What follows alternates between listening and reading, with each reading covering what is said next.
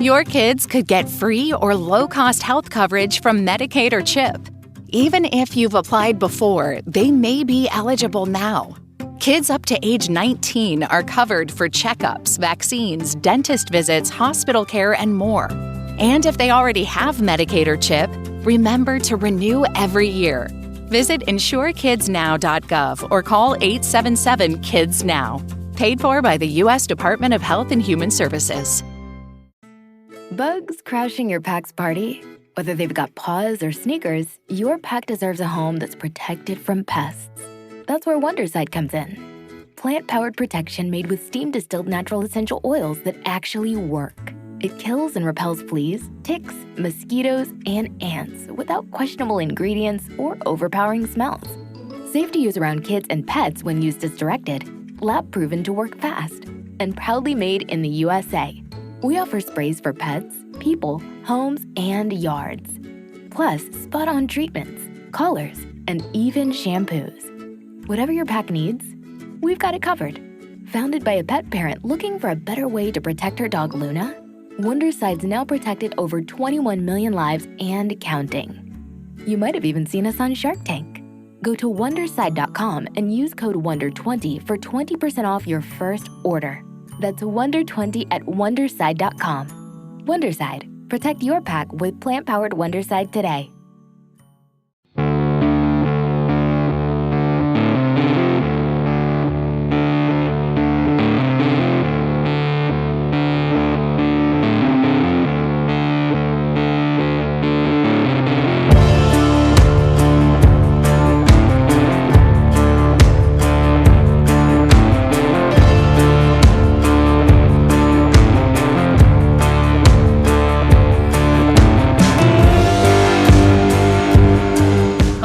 Welcome to the Kulturecast. I'm Chris Stachiw, and I am joined by two people you have heard before. Actually, I don't think you've heard one of them separately from the other, talking Maggie the Odd.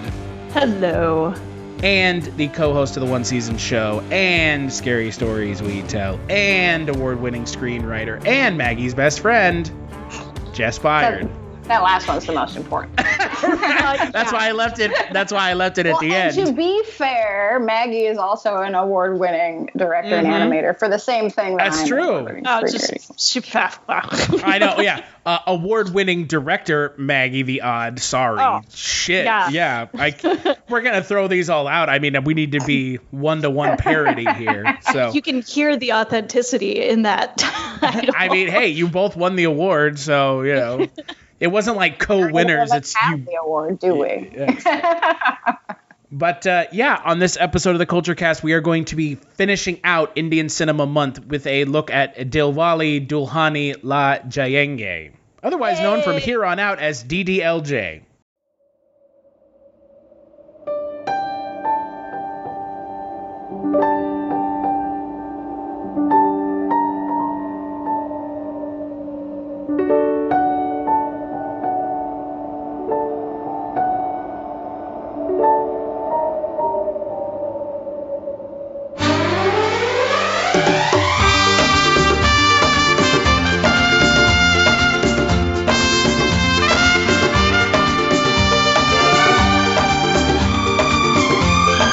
मुझे मिले हो, मुझे परेशान किए जा रहे हो। बड़े बड़े देशों में ऐसी छोटी छोटी बातें होती रहती हैं।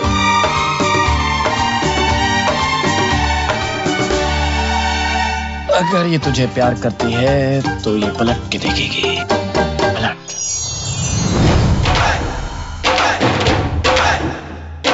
मैं आ रहा हूँ सर, मैं आ रहा हूँ।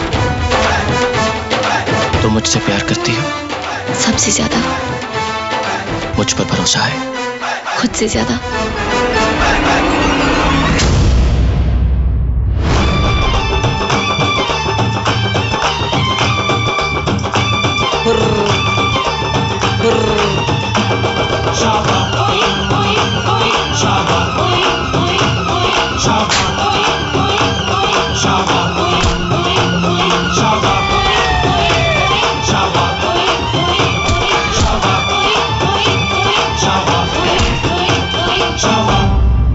मैं यहाँ तुम्हें अपनी दुल्हन बनाने के लिए आया हूँ और तुम्हें यहाँ से ले जाऊंगा तभी जब तुम्हारे बाबूजी खुद तुम्हारा हाथ मेरे हाथ में देंगे।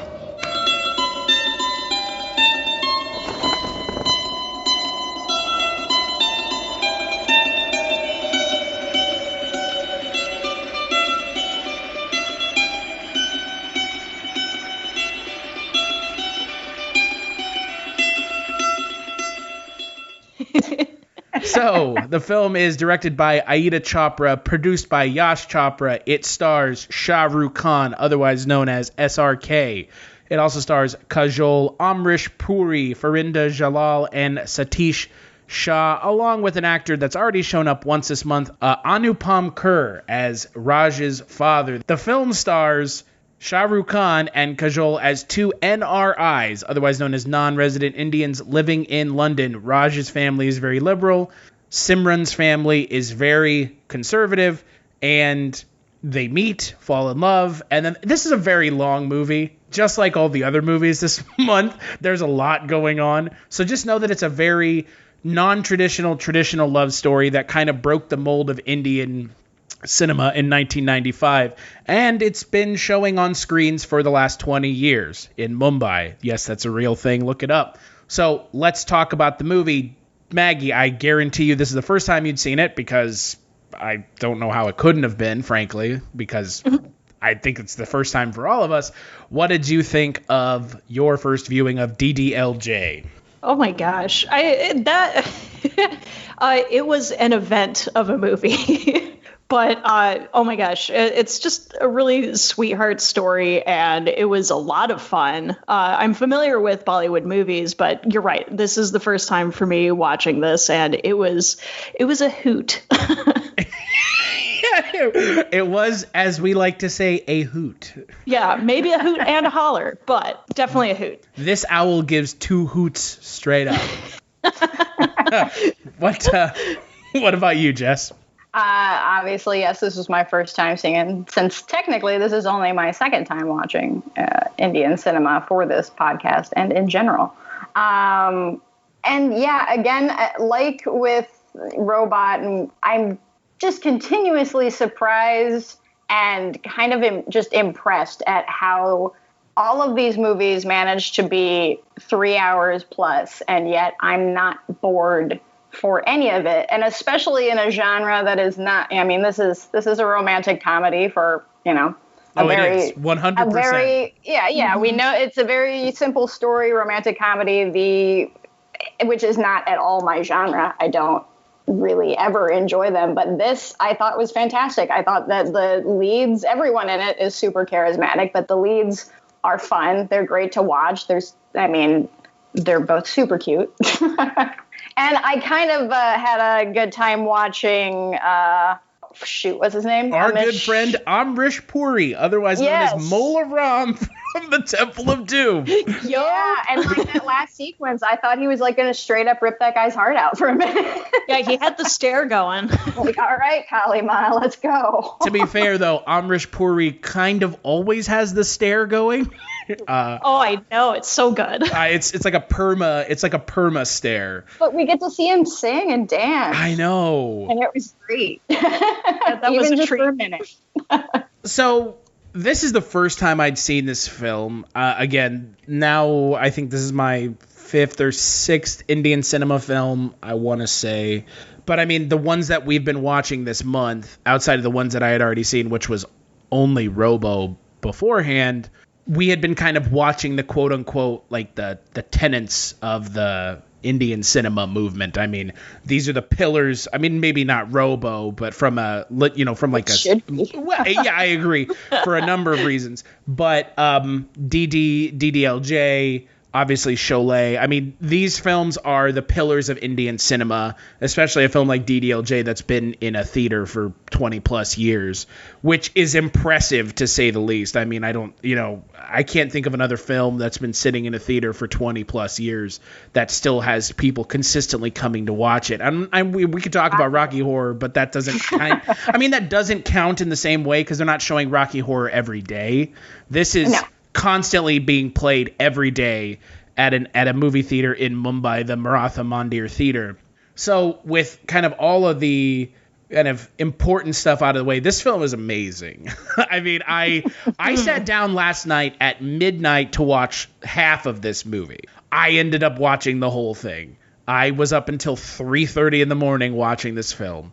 And I do stay up late, but I normally don't sit and watch a 3-hour movie at midnight for a number of reasons. And I about 2/3 of the way through the film, I was like, well, I could go to sleep, but I kind of want to see what happens. Yeah. And so I was just like, you know what?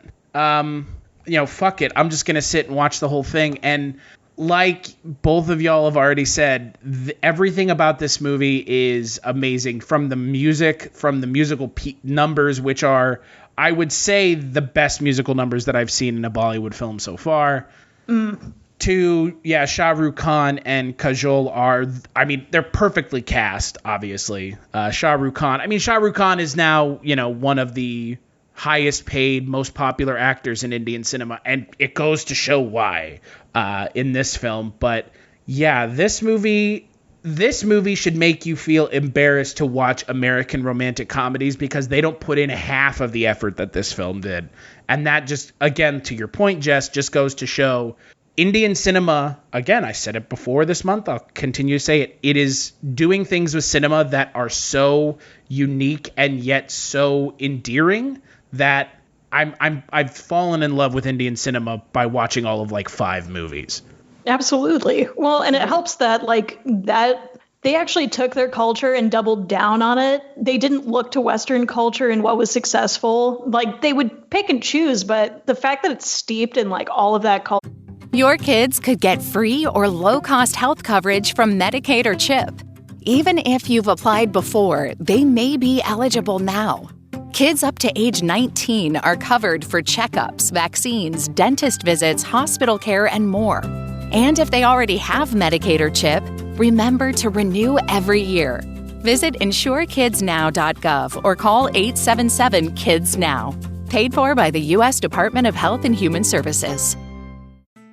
Bugs crashing your pack's party? Whether they've got paws or sneakers, your pack deserves a home that's protected from pests. That's where Wondercide comes in. Plant-powered protection made with steam-distilled natural essential oils that actually work. It kills and repels fleas, ticks, mosquitoes, and ants without questionable ingredients or overpowering smells. Safe to use around kids and pets when used as directed. Lab-proven to work fast. And proudly made in the USA. We offer sprays for pets, people, homes, and yards. Plus, spot-on treatments, collars, and even shampoos. Whatever your pack needs, we've got it covered. Founded by a pet parent looking for a better way to protect her dog Luna, Wondercide's now protected over 21 million lives and counting. You might have even seen us on Shark Tank. Go to Wondercide.com and use code WONDER20 for 20% off your first order. That's WONDER20 at Wondercide.com. Wondercide. Protect your pack with plant-powered Wondercide today.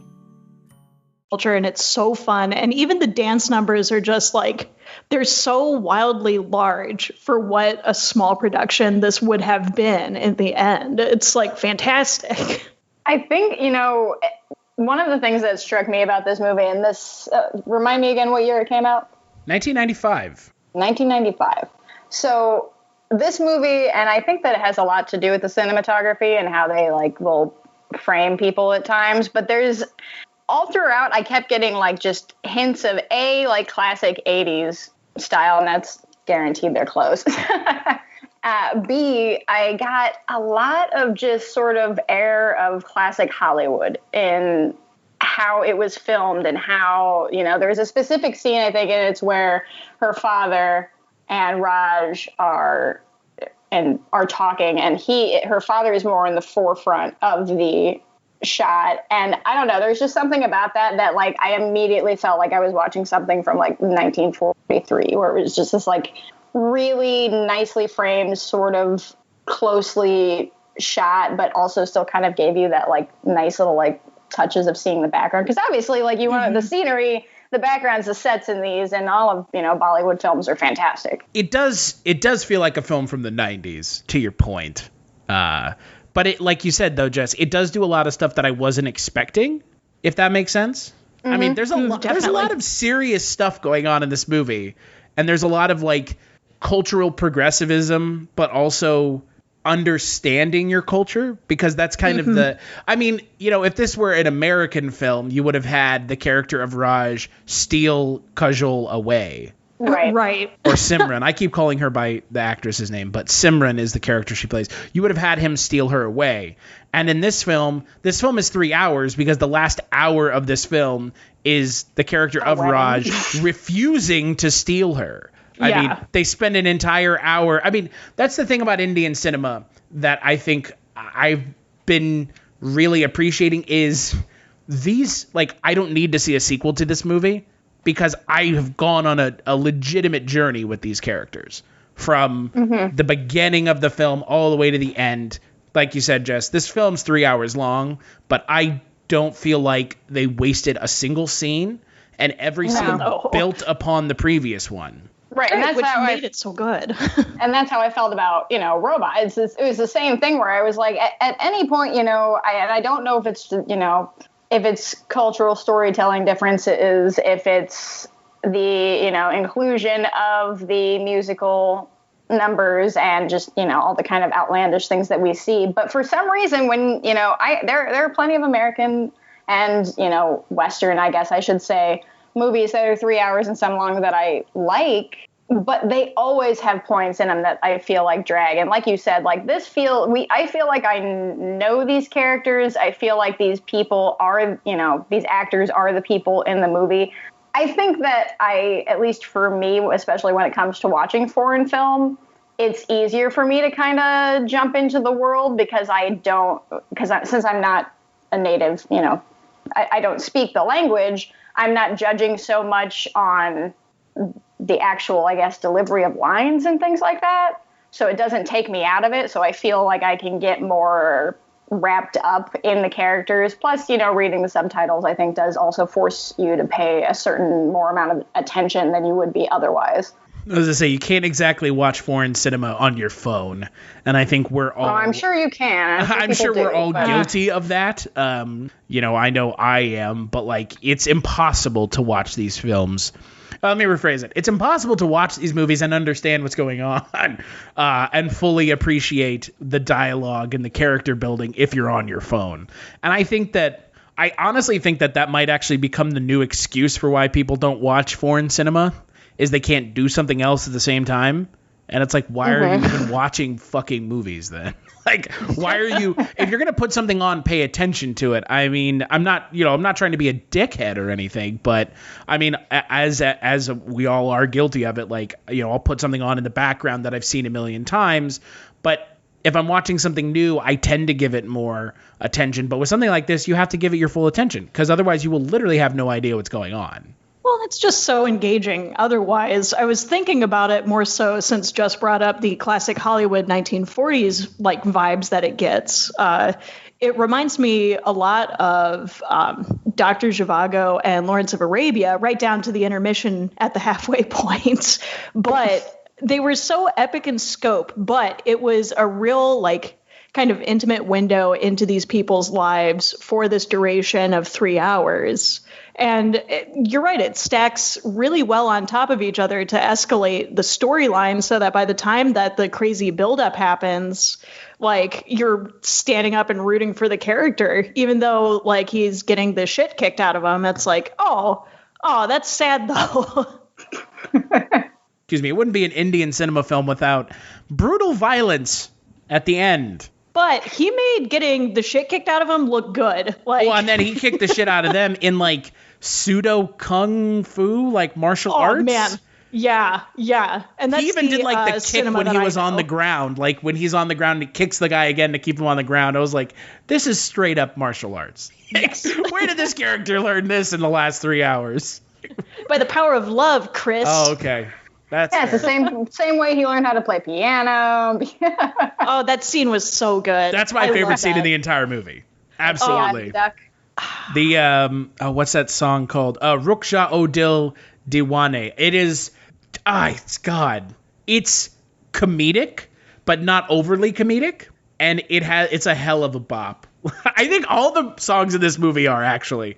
Every single song in this movie is like, again, we're native English speakers, so it's hard to sing along to non-native, non-English songs, but you can try. Oh, dude, I was just dancing to him. I would kill to be a background dancer in all of those numbers. I mean, the one towards the end of the film, Medni Laga de Rakna, is played at Indian weddings still to this day. I mean, it's amazing. I that's the song that you were talking about, Jess. Jess. Hello, Jess. That's the song you were talking about. Indian name. Yeah, right. That's the song that's the song that Amrish Puri sings in, and it's like you don't expect that. Like when that happened, I was like, okay, wow. Like I didn't think it was going to get cooler, but it fucking did. Yeah, it really did. There is so much going on in this movie. I think the other reason that I kind of feel like I'm getting like classic movie vibes off of it is because, the type of romantic comedy that it is very, especially at the beginning with the train and the piano and everything, it's very like sight gags and physical comedy that reminds me sort of like, and it happened one night, sort of slapstick romantic movie. And those, I like that stuff. I like, the cheeky, cute romance shit. What I don't like is, like you said, like if we were watching this in an American movie, it would have been, and I'm not saying that this movie isn't necessarily predictable because it is a story that you can kind of figure out who's going to be fine at the end and what's going to happen. To be fair, Indian cinema does pull some curves and some punches.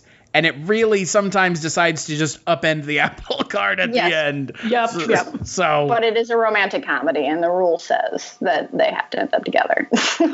Right. Dad could have let go before the train started. Yeah. I don't know. I'm like, that's a dick move, man. And I do think that it's because as a cultural difference in watching it, where he's like, no, I have to ask your dad. And I'm like, fuck that, just leave. Like, what the? Oh, no, that's romantic. He's a douche. Maggie's right. It's romantic in the movie because he let her go. But if it were real life, it would have been far less romantic. I'd still appreciate that ending, though. I mean, again, it does really speak to the culture of the time. I mean, this film was made. The filmmakers, they went out of their way to target non-resident Indian audiences. So they were trying to blend that kind of, because there's kind of the two opposing forces pulling if you're a non-resident Indian. You want to be true to your family and your heritage, but at the same time, it's hard to when you're somewhere else. Especially a completely different culture, be it London or the United States or westernized culture. And I mean, I agree with you, Jess, that like, all things considered, it's like, let's just run away. But right. At the same time, like, I really appreciate that this film went out of its way to confront something important and serious. Because, again, I feel pretty comfortable in saying American romantic comedies, one of the things that a lot of people have a problem with is the fact that they, don't do that. They don't actually have anything to say. They're just and it's often usually not something quite as romantic as like this. It's usually a situation where it's like, I felt I was in love. Your kids could get free or low-cost health coverage from Medicaid or CHIP. Even if you've applied before, they may be eligible now. Kids up to age 19 are covered for checkups, vaccines, dentist visits, hospital care, and more.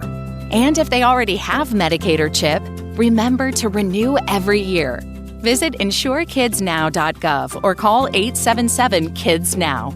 Paid for by the U.S. Department of Health and Human Services. Bugs crashing your pack's party? Whether they've got paws or sneakers, your pack deserves a home that's protected from pests. That's where Wondercide comes in. Plant-powered protection made with steam-distilled natural essential oils that actually work. It kills and repels fleas, ticks, mosquitoes, and ants without questionable ingredients or overpowering smells. Safe to use around kids and pets when used as directed. Lab-proven to work fast. And proudly made in the USA. We offer sprays for pets, people, homes, and yards. Plus, spot-on treatments, collars, and even shampoos. Whatever your pack needs, we've got it covered. Founded by a pet parent looking for a better way to protect her dog Luna, Wondercide's now protected over 21 million lives and counting. You might have even seen us on Shark Tank. Go to Wondercide.com and use code WONDER20 for 20% off your first order. That's WONDER20 at Wondercide.com. Wondercide. Protect your pack with plant-powered Wondercide today. The meet cute moment is never in like an American romantic comedy is far less like whimsical and coincidental than how, our two leads meet in this movie. Mostly it's just like, oh yeah, I'm married or dating this person, but this person's mean to me. And this person's like the person of my dreams. So I'll leave this other person and go with them. And it's like, okay, cool. Thanks. And, the film is guilty of a couple things. It's guilty of kind of being, like we've already mentioned, very predictable. But I think the performances by Shah Rukh Khan and Kajol and Amrish Puri, everyone in this film puts in a fantastic performance. Even someone is kind of, would probably be really sidelined in an American film like Pooja Ruparel, who plays the Simran's sister, Chhoti. In this film, they give everyone an opportunity to do something. And I really appreciated that because it's very rare to see in a romantic comedy anyone other than the main characters and maybe the main character's parents being given anything to do. Right. Right, it actually made the ensemble cast worth it. Yeah. Well, it also made, like, all of the parents in this movie are obviously present. And they're also, characters that you enjoy. Even her dad, like, yeah, he's making shitty decisions for her, but it's also built in this, like, long-standing tradition. And he and his wife love each other, but it's... You don't fully hate any of them, and they're not there to be like the stereotypical like mother-in-law or whatever, like they would be in an American movie. And we should mention, since we're talking kind of like about the differences of different cultures, this movie talks about them themselves because our leading man, Raj, is non-traditional. Was raised in London. So he and his father are completely just not of the world of arranged marriages. So it's even dealing with their own culture in a modern time and having to evolve with that.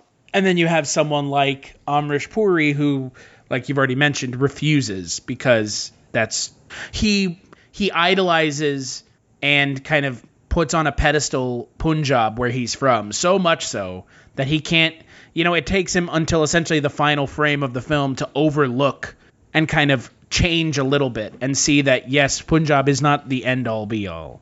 And just because you're back in your, in your homeland doesn't mean that everything is A-okay and everything is great, because it's not, because the character of Kuljit is a terrible person.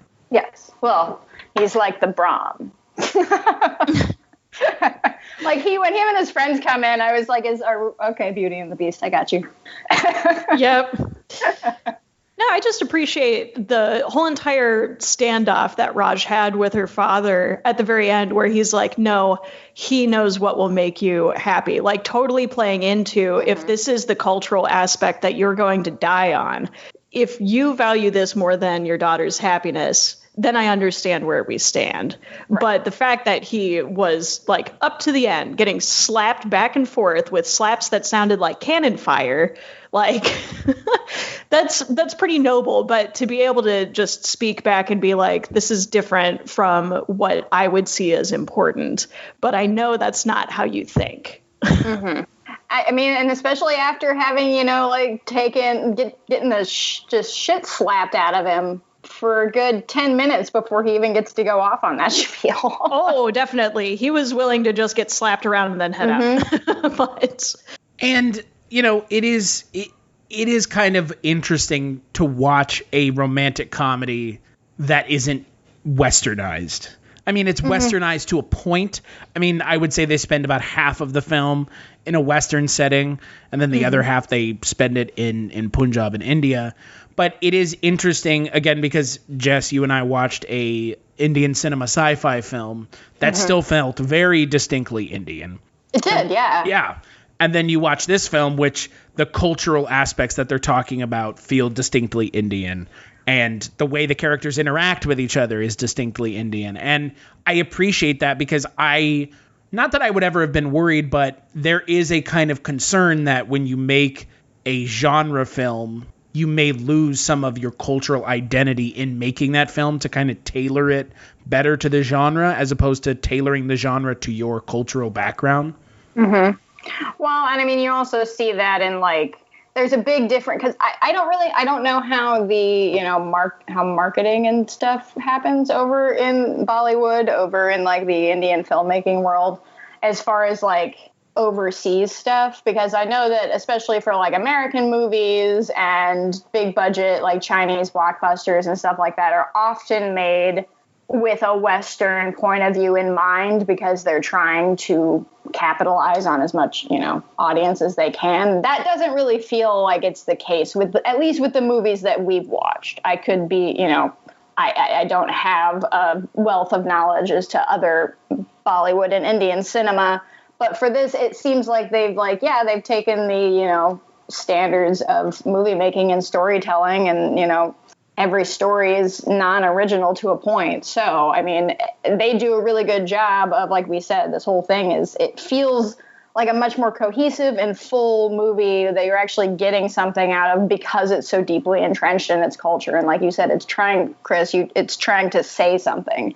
about its own culture and, how divided it became even within themselves. And how constantly at odds they are with themselves. And there's like, whimsy and flouncy, goofy, romantic comedy. I'd say 75% of the movie is like very light in tone. Oh God, yeah. I mean, anytime a song happens.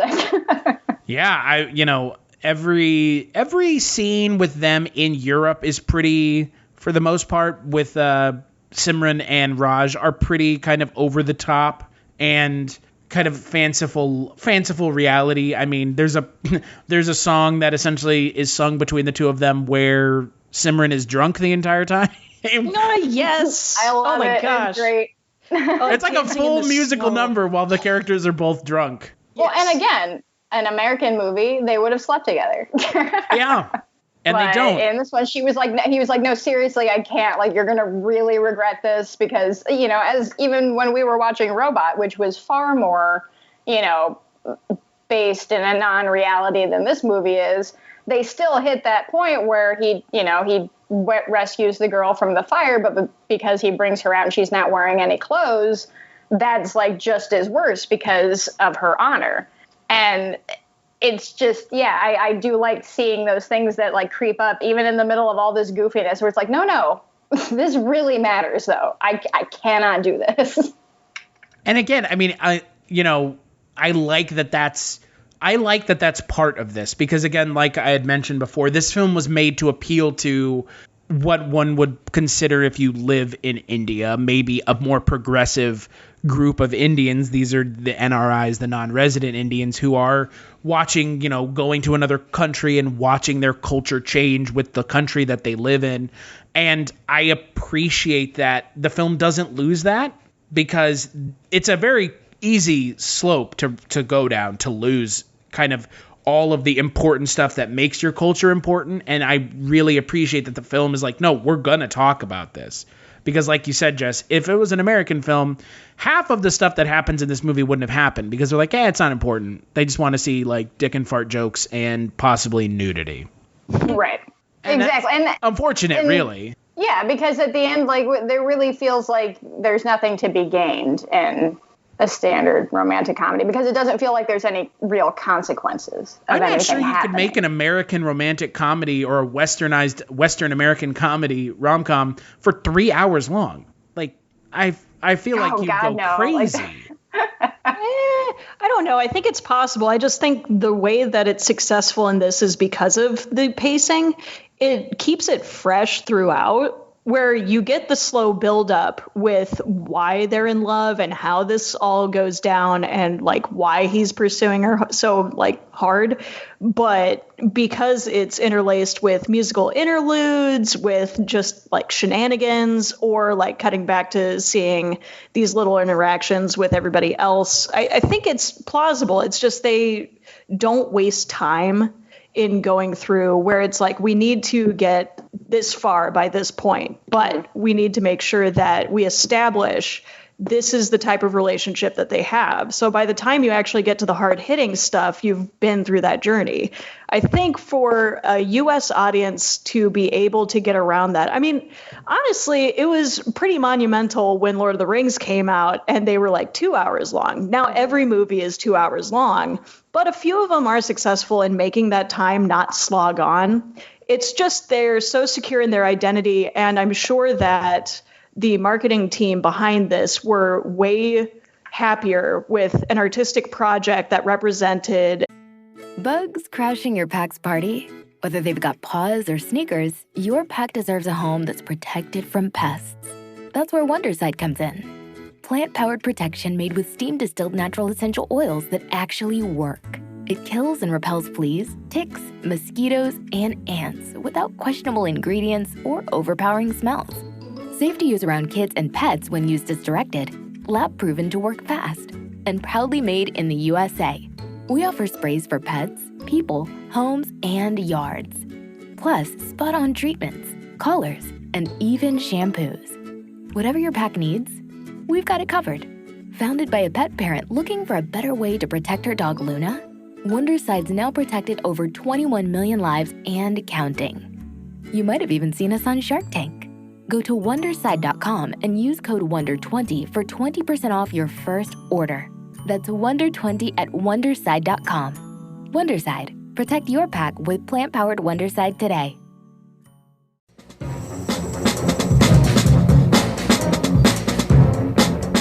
Hello, this is Aaron West. I am the author of the A24 New Wave.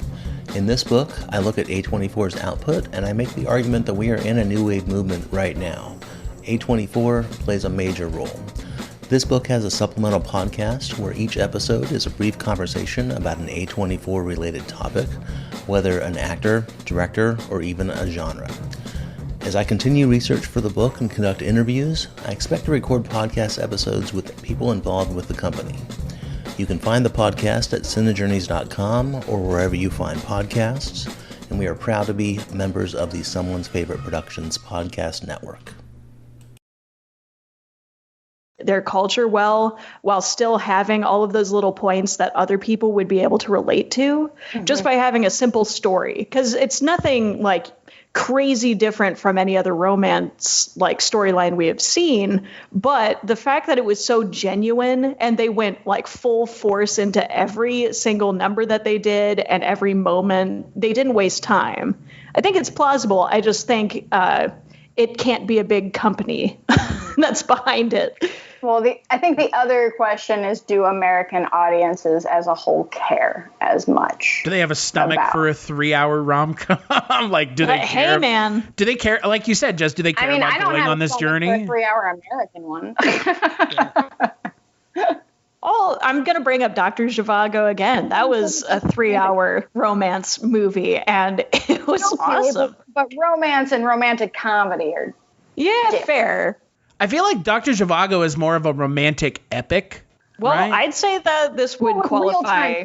Like with real world consequences, whereas romantic comedies tend to exist in a more, non-reality reality. Well, when I release the musical of Dr. Zhivago as a rom-com, you guys are going to be so sorry. We're gonna be it's gonna be Jess and I in the front row eating our words, just like, well, we should have known better. We tempted her and she did it, and now we have to eat our words. And this is 6 hours long. Yeah. So this film was meant to appeal to non-resident Indians. Did either of you read who they wanted to cast in the role of Raj? No. Oh, do either of you want to take a guess? It is a very American actor. One of the most, if not, I would say the most successful male actor. One of the most successful. You're close. Oh, man, there's no way I'm guessing it. Tom Cruise. I want that was horrible. Gosh. Can you imagine Tom Cruise in a Indian cinema film attempting to... here's the thing. I don't know if I'm assuming they had to have changed the script. Right. You would have been an American, not from England. Right. Oh, it would have been so much worse. Or I guess he could have been like an American expat living in London. Right. I mean, yeah, it would have been a a white man come save the lady from her evil culture type thing. That would have not come up. That would have come across gross. A lot worse. Yeah. I honestly think if Tom Cruise had been in this movie, it may have been interesting in a different way. It would have had, because I mean, Down is like one of the worst movies ever. It would have been talking about some of the things it talks about in this film, but not others. It would have been talking about a different kind of cultural progressivism. Right. You know, as opposed to we're pushing our cultural progressive forward. It's others are coming in and helping us push it forward. And you kind of see that in this film anyways, considering how they're both, you know, non-resident Indians anyways. It's just both of the actors happen to be Indian, so you don't add the aspect of another culture coming in completely. Right. Right. I don't think it would have been terrible. I think it might have been interesting. No. I don't think it would have been as good as this film ends up being. Correct. Because, man, I hate Raj's performance is just so endearing. It's like, I mean, it would have been a bit more pivotal, and it might have done decently with Western audiences because of that, just the name attached. But it seems like a bigger conversation than what they wanted to have. Mm-hmm. It seems a lot more convoluted if they went that path as opposed to this, where it's just far enough. Because this came out in, what'd you say, 1995? So that would have been like Jerry Maguire era. Mission Impossible? Mission Impossible, Tom Cruise, yeah. Yeah, I like how, you know, what we get here as far as Raj being kind of like a goofball. Like, I guess if they were going for like 80s Tom Cruise, maybe, but no, I don't like Tom Cruise, so this is my general problem. But I mean, I like Tom Cruise the actor, but I don't like Tom Cruise the person, and those are two things that are very hard to separate, unfortunately. Yeah. Much to his own choice. I mean, it's hard to separate the two because of the things that he's such a vocal supporter of. Scientology, obviously. But I don't think I would have enjoyed the film nearly as much. Because, again, Shah Rukh Khan is just, I mean, the guy is charming.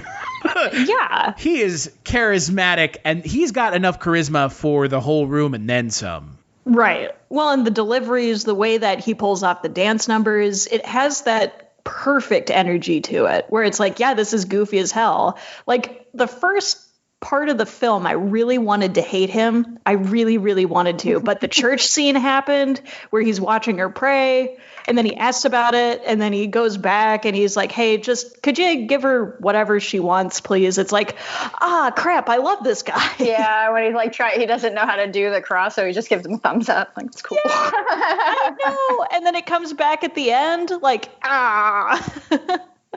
And that's, I think, you know, again, that goes to us being able to spend more time with these characters because, yeah, he's kind of a shit for like the first half hour or so of this movie. And if we were dealing in just an hour and a half long runtime, that might be too much and not enough for us to really come around to him eventually and ever actually feel like anything's genuine. But it does feel like his character, like, yeah, he starts out as just kind of, you know, playboy shithead who's just trying to have a good time, and then he realizes, oh shit, maybe I do have these sort of, you know, deeper feelings inside of me. I am capable of this. I do still, you know, have this affinity for my culture insofar as to have to, you know, confront this man to ask for this woman's hand who I've never met and who, you know, he hates me. And we actually get to develop with these characters. And I felt that way about Robo. I feel that way about this movie. And if I continue to watch Bollywood, which I think I obviously will, I hope that that's a standard throughout all of them. I can tell you with the things that I've seen so far, it is. Yeah. It's just, it's shocking to me how much time they spend building these characters into fully fleshed out real people. Mm-hmm. Right. I feel spoiled. Yeah, and then you watch an American film and you're just like, guys, it ain't that hard. Right, I don't even remember the main character's name. Yeah, it's like, it's not that hard to do a good job. It's really not. You just don't care enough. And a lot of it also is like this whole idea of Western audiences not having the ability to sit and watch a movie for 3 hours. Now, I personally don't think that would be a majority of people. I think that if you're going to make movies like this or, any other genre, but as long as it's a good movie, people will watch it. Agreed. But if you are constantly just shilling out, passable hour and 20 long minute movies, you're just doing it to make money, because it takes time to make movies that are longer than that. It takes time and you also have to be willing to take a chance on your audience. And unfortunately, in my time working at movie theaters, both in the corporate and small scale, they don't want to. Studios don't want to take time on audiences, and theaters don't want to take time on audiences. They want guaranteed money in the bank every time. So exactly. We don't get to have this, we're not even giving our audiences a chance to maybe see if they like this. Like, sure, you sit and binge. Now is the perfect time to do it, right? We binge watch 4, 5, 6, 10 hours of television in one day because each episode's 25 minutes to 45 minutes long. And yet you can't release a movie that takes much more time to actually develop its characters and story in a meaningful way. Well, there's some cognitive dissonance there. There is some cognitive dissonance. There really is. Just a bit, but it's also under the guise of TV shows that people binge, where they do actually get in that character development. My whole thing, and I'm gonna get a little wild with my comparison here, so bear with me, gang. Hold on to your hats. Yes, exactly. So I was thinking about it, and I really love the pacing of this. As long as this movie is, I think it's because of the concise nature of this. Because while you guys were talking about the ultimate, kind of cultural difference that it has, the way that they present Raj's experience with this, because he wants to know the culture for her sake.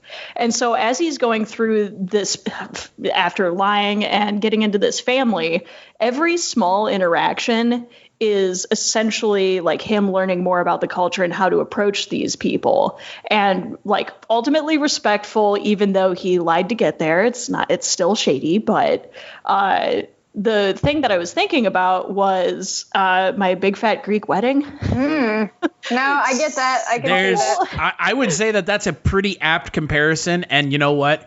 I secretly like that movies. Hello, my name is Kevin Tudor, and I'm one of the 3 hosts of Almost Major, a film podcast dissecting many major indie studios and the films they release. Every week, myself, Charlie Nash, and Bryden Doyle discuss overlooked, forgotten, or bona fide classic indie films via studio-specific miniseries. We've previously covered numerous films from Artisan Entertainment, Lionsgate Films, and New Line Cinema. Titles including The Blair Witch Project, American Psycho, Dogville, But I'm a Cheerleader, Saw, Requiem for a Dream, and Ringmaster. You know, the Jerry Springer film.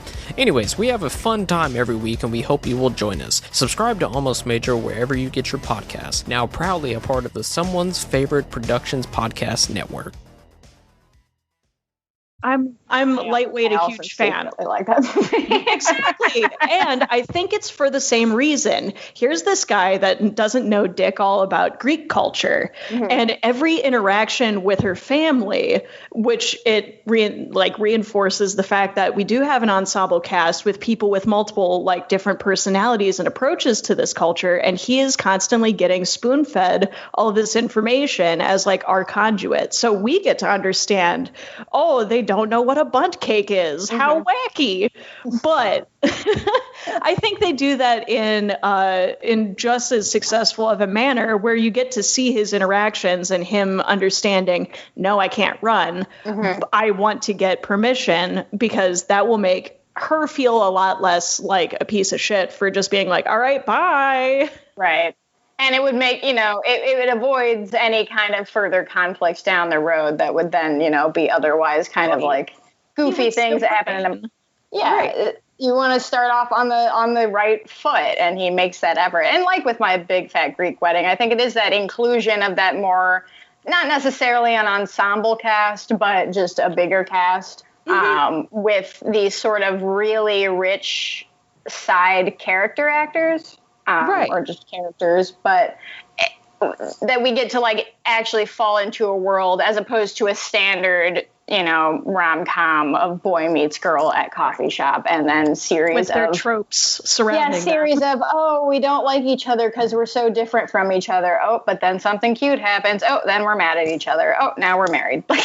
Jess, I also feel like you're a fan of My Big Fat Greek Wedding because Joey Fatone is in it.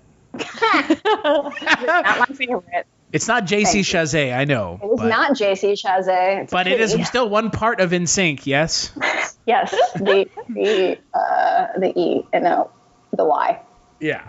Yes. I think that comparison is really apt, Maggie, because there is a lot of similarities. I mean, unfortunately, with that film, they don't give the film enough time to do what this film does, which is build those characters up. I bet if My Big Fat Greek Wedding lasted 3 hours, I would still sit my ass down and watch it. That's fair. Actually, you know what? I think that you might be right in that might have been like the chance that we had to, if they had made that movie 3 hours long, honestly, like my mom loves that movie. I know a ton of moms that love that movie. I feel like it would have kind of broken through in that. And at the time, I can't remember what the main actor's name was, the guy in it. John Corbin. Yes, John Corbin. At the time, he got famous off Sex and the City? I thought wasn't he on Northern Exposure? I don't know. I didn't watch that show. But I'm pretty sure he was also one of Carrie's boyfriends in Sex and the City. He was not Mr. Big. Yeah, good looking dude.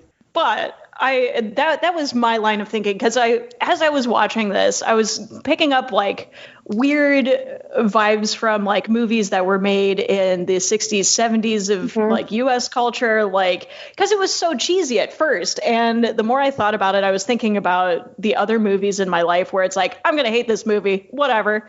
I didn't walk into this movie thinking that, because I knew at least there was going to be bomb-ass musical numbers. But a lot of US movies, I hate just randomly picking up and being yeah, this will be a good time. But that one snuck in. And I think it was because the interactions reinforced the narrative so much. And being conscious of that stuff, just writing in general on personal projects, as well as intaking all of this media, I have a deep appreciation for being able to understand when to be concise and rapid fire, and as well as very thoughtful and very slow moving, like her going through that field of flowers to come across the cow with the bell. Mm-hmm. It's that took forever, but it was so worth it, just because it was one of those quieter moments after all of the drunken debauchery and running around and missing trains. And I do love that bit of music that accompanies him specifically. I know. And they planted that 3 separate times in the movie to build up to that point, which again, long-term storytelling is such. I don't associate long-term storytelling tropes with rom-coms, and it was so refreshing to watch the film keep building to that point and building to that point. And that was what's getting me, because as Jess was talking about the marketing that had to the back and forth they must have had to go throughout the writing process, whether or not they appeal to XYZ crowd, it seemed so natural for them within their narrative to kind of hit those points that universally would be dead on, where they didn't have to have an extra character here or there to try and flesh it out to reach people. It's no, it's just a fun, romantic narrative. There's goofing around, there's bomb musical numbers, you get really amped, and then fight scene, I guess. Right. As well as all of these smaller spaces. I love the first song when she's singing in the rain in their fake yard. Mm-hmm. That was just so charming to me, where it's okay, I already love her. But it just hits the right tropes, but doing it wholeheartedly in their own way. And I think that's what really gives it the landslide victory. They weren't trying to hit those points necessarily. It just blended so well with it. And the scene at the end, the scene where they're getting ready for her wedding and they're kind of doing the pre-wedding kind of ritual, that song, and I don't want to butcher the name again, we'll just call it Medney. That is, for me, when I was watching it last night, all I could think to myself was, when people think of Indian cinema, they are literally thinking of something very close to this scene. This exact scene. And while I was watching it, I didn't even think like, oh, this is stereotypical or, oh, this is really like over the top. I was like, this makes perfect sense in the entire scope and kind of progression of the film. It all makes sense.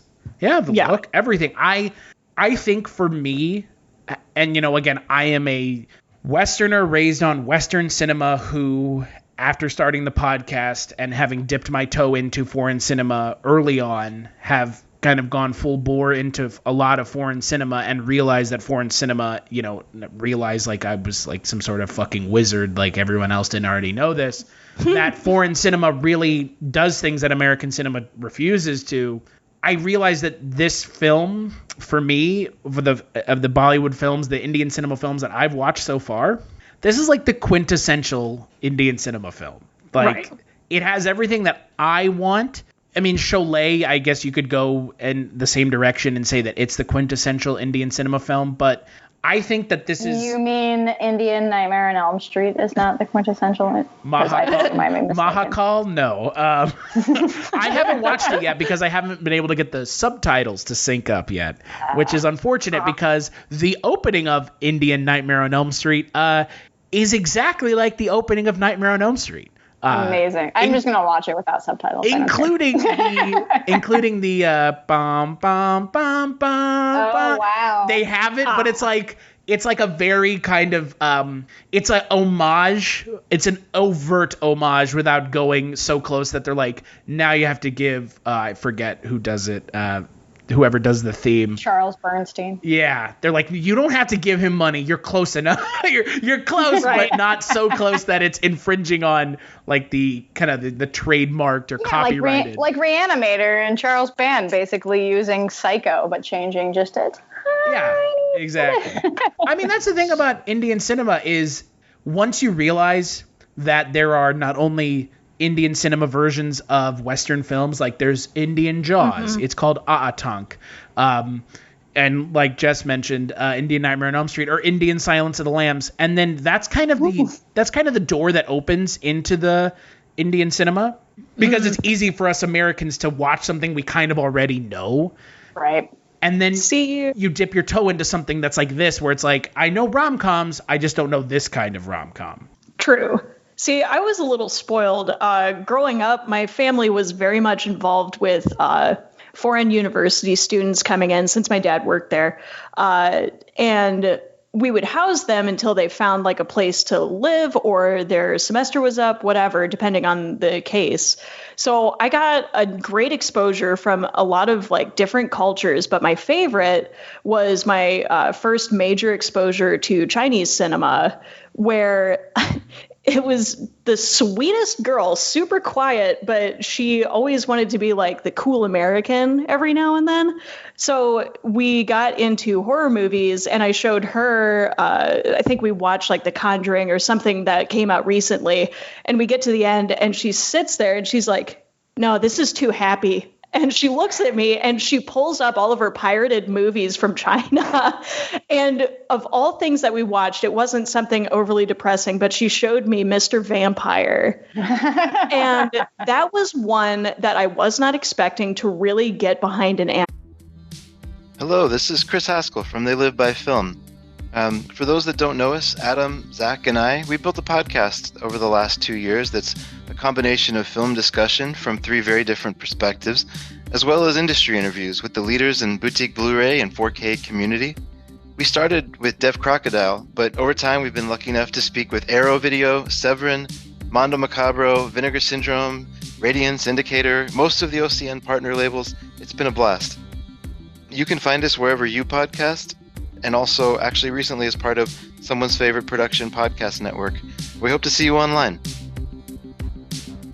Up, it was like classic kung fu, but like Ghostbuster-ish, but it was set in like deeply involved in their culture. And the whole entire theme was this Catholic church was opening up and these like monks were trying to close it down because they were resurrecting a Western vampire. So you get like the compare and contrast of both cultures in that movie. And it has like its unique set of moves and comedy and solutions. And I feel that this movie DDLJ definitely hits home to where it's like something familiar, but completely different in a new scope. So I don't think you necessarily even have to go the off-brand route to really find something that resonates right off the rip. I would agree. I think for American audiences, it's easier to get them interested in something they already know. True. Oh, I'm not getting it for sure. In a world of franchise, yeah. Yeah, which brings me to an interesting point. How has this film never been made for American audiences?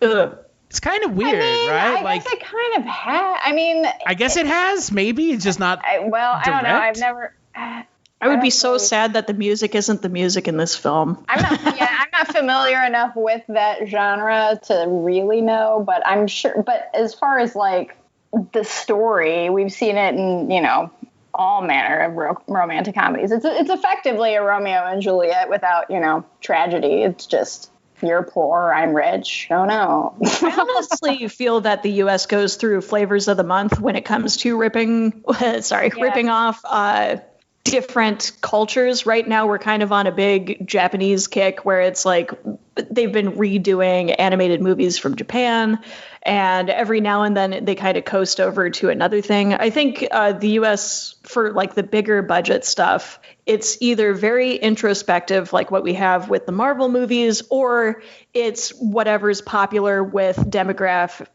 like X, Y, and Z. Mm-hmm. So I think that like because a lot of bigger companies and writers don't see Indian cinema as anything more than just this goofy slap fest. And the movies are long. That's the other thing that always gets leveled against Indian cinema is they're 3 hours long. It's like, whatever, guys. Yeah, so was The Irishman. And you know what was more interesting? Not The Irishman. All of the Indian cinema films I watched this month are 10 times better than The Irishman. And and I guarantee you, large amounts of American audiences have never even heard of Shah Rukh Khan, let alone this film. No. I mean, hey, maybe Temple of Doom is the gateway movie into this movie.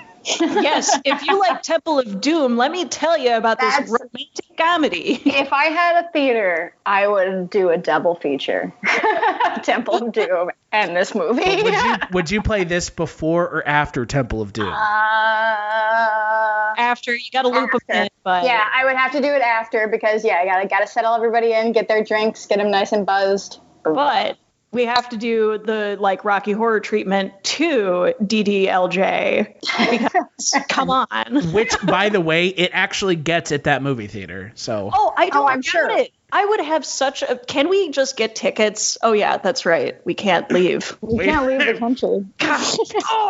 So we just have to buy a theater here. Right. Which at this point is probably more realistic anyway. Sadly, right? Here, let's just make it a point, like when we can go travel, let's all go to Mumbai and we'll all three, I'll be less out of the water because I've been to India, but still, don't speak the language at all or have ever been to Mumbai. And let's just go and get tickets. And and then people will be like, what the fuck are these people doing? Oh my God, who are these three? They know all the songs and everything. What is going on? Ass motherfuckers walked in here. Oh yeah. It's about to get lit. I think it said that the projectionist who shows the film at this theater in Mumbai, he approximates that he has seen the film, and he's been working at the cinema for 46 years. The projectionist has seen the film more than 9,000 times. I believe it. That's pretty great. Yeah. I often wonder how many times I've seen Rocky Horror because of how much I went to it and then watched it other times. It's nowhere near 9,000, but that's still great. So they still have, it's still showing. I don't even know why I care about this, but I was like, do they still run it on film or do they run it digitally? Hey, sometimes you gotta get nerdy with it. I was also curious if it was a legit projector. You said a projectionist. I'm like, is it a real projection?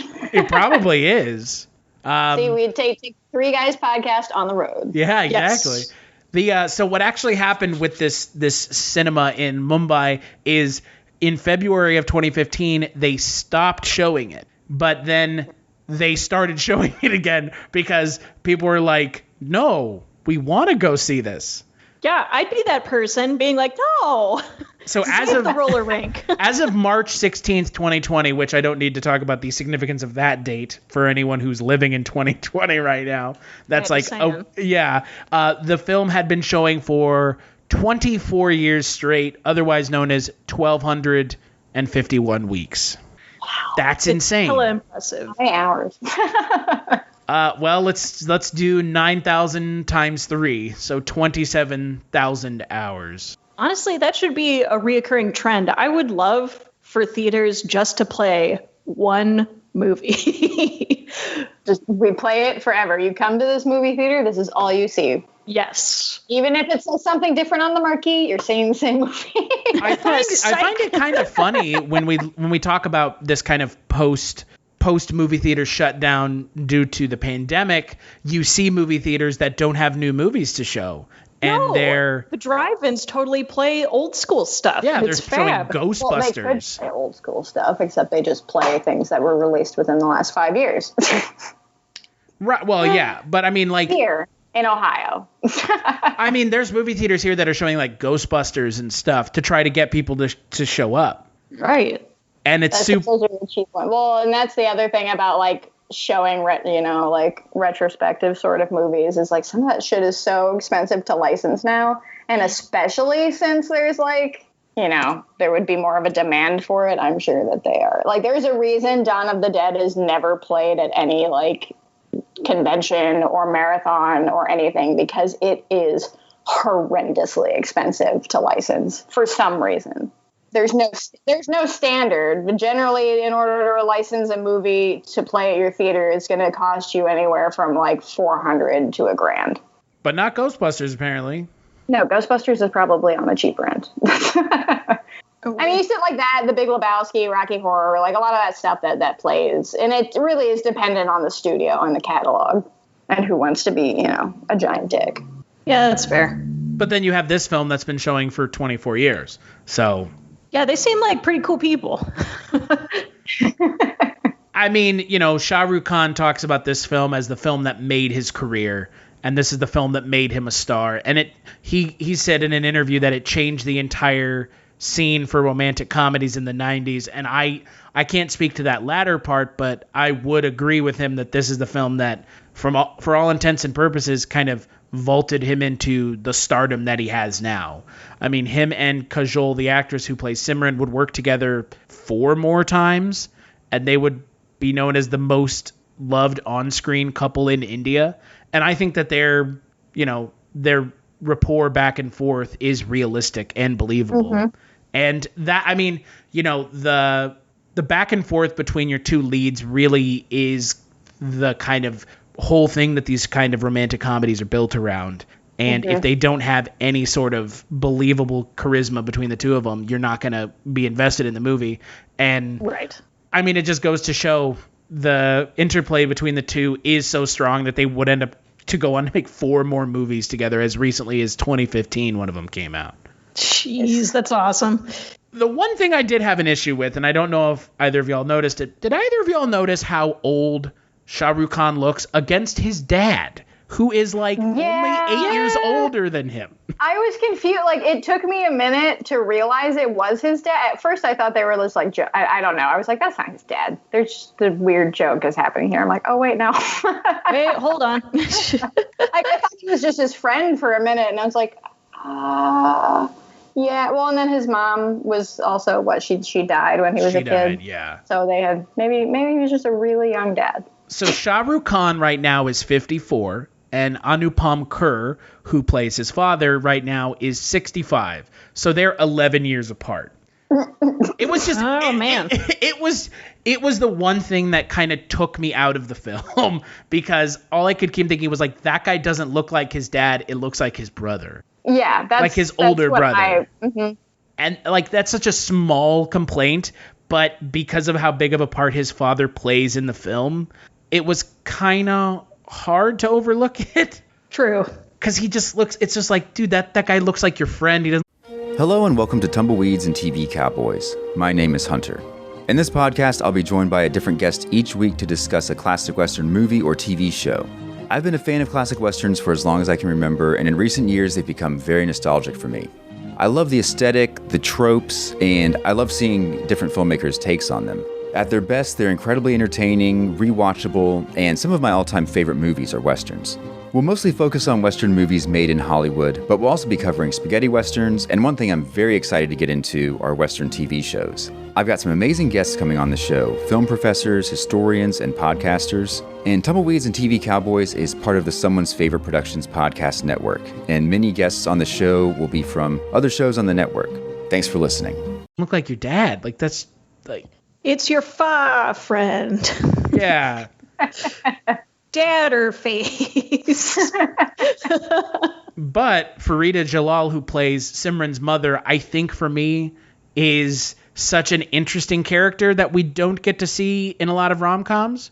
Yeah, I liked her a lot. I wanted to see her more in the movie, honestly. If I have any issues, it would be that I would have liked to see a bit more interaction between her and Amrish Puri, because I think that their characters, because they were obviously also married out of an arranged marriage, I would think.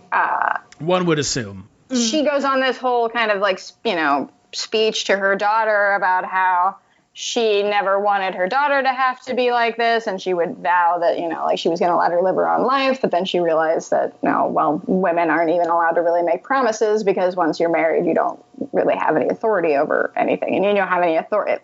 If you're doing it in this specific way of the culture, you don't have any authority of choosing who you get married to either.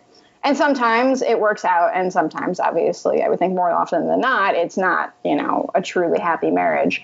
But I do think that these two are happy, her mother and father, and I think that they do love each other. And I would have liked to see a little bit more interaction between them and kind of how their relationship works. But it's a small gripe. This is a small gripe for a 3-hour long movie. Yeah, exactly. Where we're not griping about the length of the film.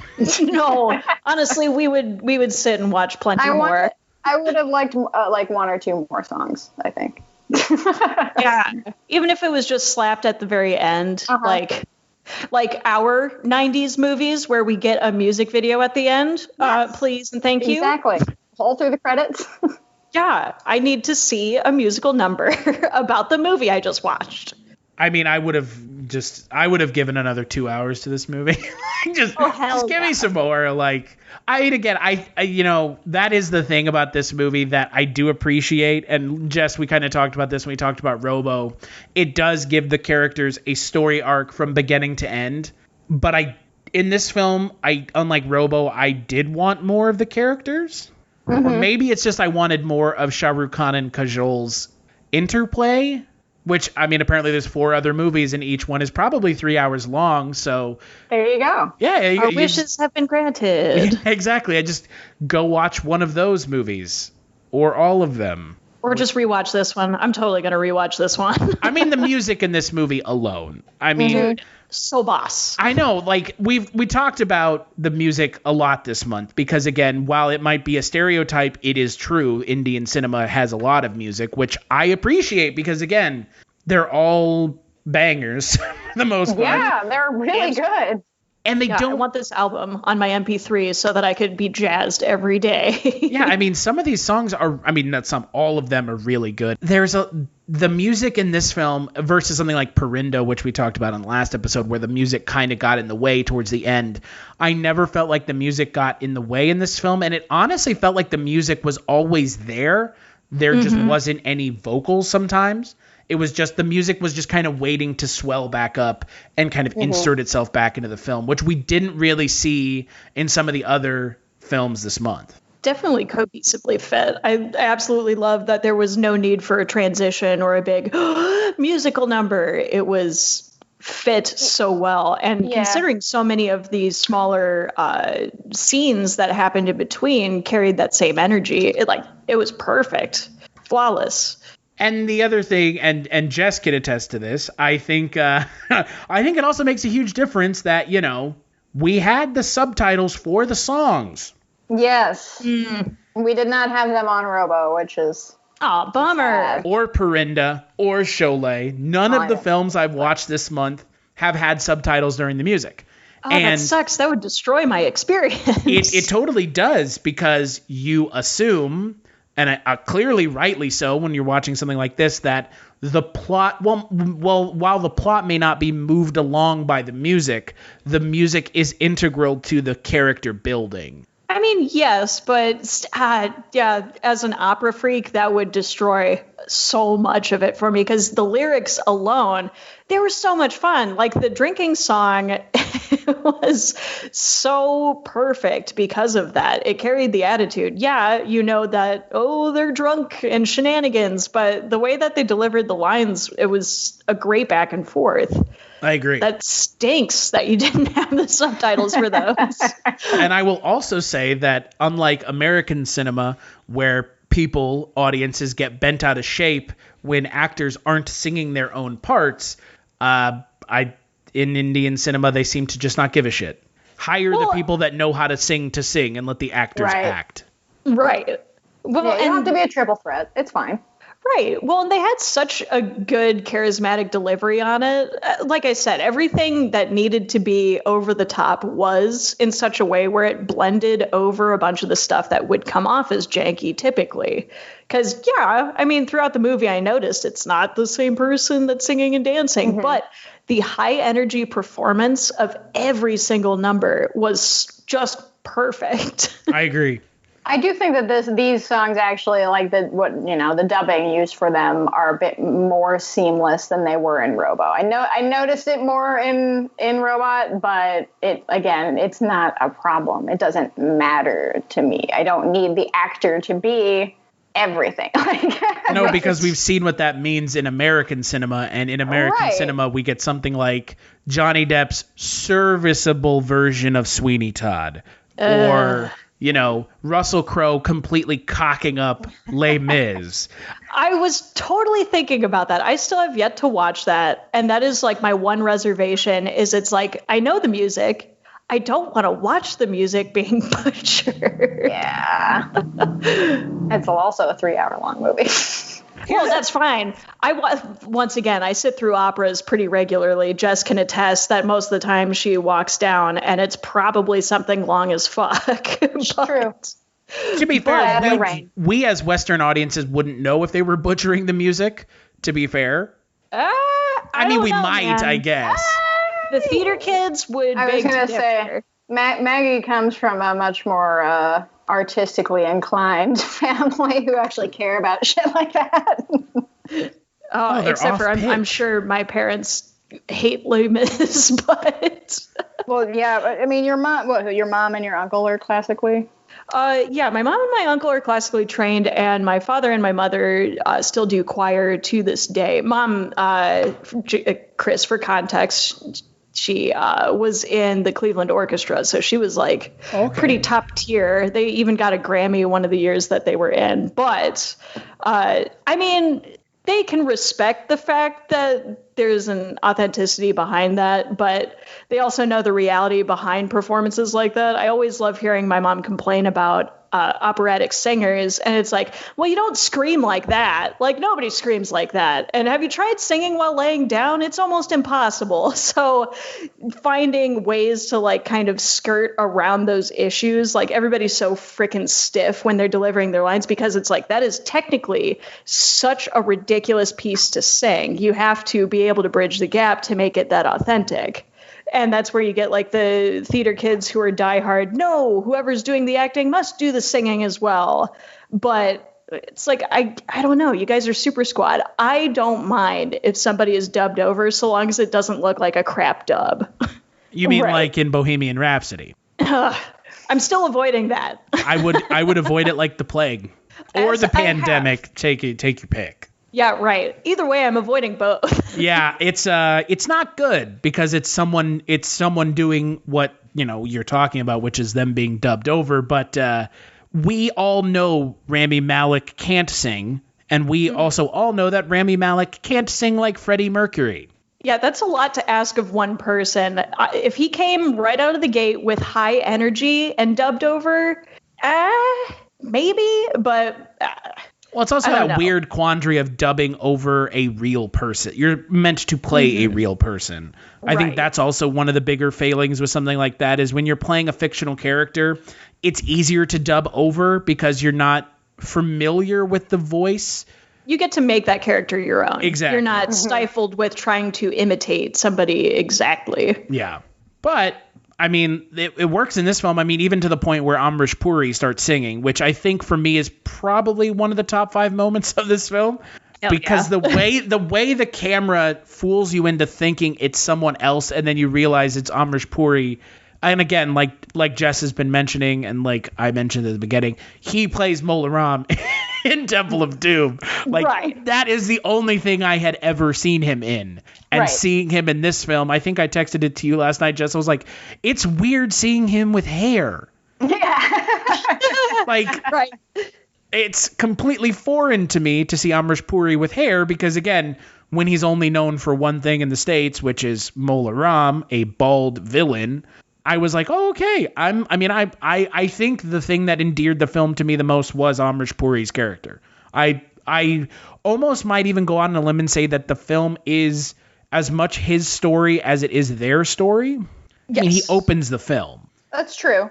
And I mean, that's why I would wanted to see a little bit more between him and his wife and kind of get more in his headspace. But ultimately, it doesn't really matter because it goes where it goes. No, but again, I mean, that's a testament to his ability as an actor, to make you want more. So I would be interested to see the film that he was in called Mr. India, which he is also known for, which is an Indian superhero film made in 1987. So, yeah, I know. There's like so many doors are being opened by this month, and all of them cannot be gone through. There's not enough time in the day to go through all of them. It's just really good, guys. Just watch it. Just watch the film. Help us open a theater to only play this film, and let's beat the 9,000 record. All right, USA. And I would also like to point out something that we talked about on the last podcast, and we'll talk about here for those of you who want to know how to find this film. It's on YouTube in its entirety, and it's also on Amazon Prime in its entirety with the subtitles that we're talking about. So I'm no excuse for not wanting to watch it. Oh, and on top of everything else, while Netflix does not have this film, Netflix, for those of you that don't know, is actually full of Indian cinema. Like, really full of Indian cinema. So those are all really easy, convenient places to find it instead of watching the newest season of... What's the Top Gear thing? The Amazing Show or some nonsense? Don't watch nonsense on Amazon Prime, which is almost all that is on Amazon Prime. And watch this There instead. are a lot of great 70s horror gems on there. There's also Supermarket Sweep. Yes, that's true. That's also on Netflix. Is Supermarket Sweep on Netflix now? Yeah. Oh, They got rid of Cheers and put that on. Well, I mean, you know. You trade one good thing for one thing that is aged so poorly it's not even funny. But it's nice to see all those old products again. Oh, and for those low prices. Yeah, exactly. A box of pasta for 20 cents? No way. Yes way. Oh, what happened to us? Box of pasta for $1 yesterday. I was like, damn. This is cheap. So, Maggie, what would you give DDLJ out of 5? Oh my gosh. I would give them... what's a great inconceivable amount? 5, because that rarely happens on this podcast. Gosh. Apparently, except for this month where I think I've given every movie I've watched a 5. Hey, I don't blame you. I would say I give it a 5 and the 3 consecutive thumbs up in the film. There you go. That last thumbs up that finished it off, that is the most genuine thumbs up I have ever seen in my life. It's that specific thumbs up that I give this film. And that look of elation on Amrish Puri's face just sells it. Yes. 100%. Yes, that is I'm giving you my permission. Love this film unconditionally. What about you, Jess? What would you give the film out of 5? Oh, as a person who generally hates rom-coms, I'm going to give this movie a 5 because I actually really liked it. And it made me want to watch, I guess, more Indian rom-coms. So. Yes. I am right there with both of y'all. I am giving this film a 5. It is at times... Three guys, seal of approval. Yeah. Yes. It is at times endearing. It is at times very serious and kind of, very obsessed with talking about the culture, which, again, rom-coms never do. And at times it's also, completely over the top and bombastic and kind of allows the actors to kind of show off their comedic side. So I'm giving it a 5, and I think I've given everything this month a 5. So, oops. I don't know. It's a gold star month. Yeah, it is. It really is. And look, I think that's just a testament to Indian cinema and its ability to cross cultural boundaries.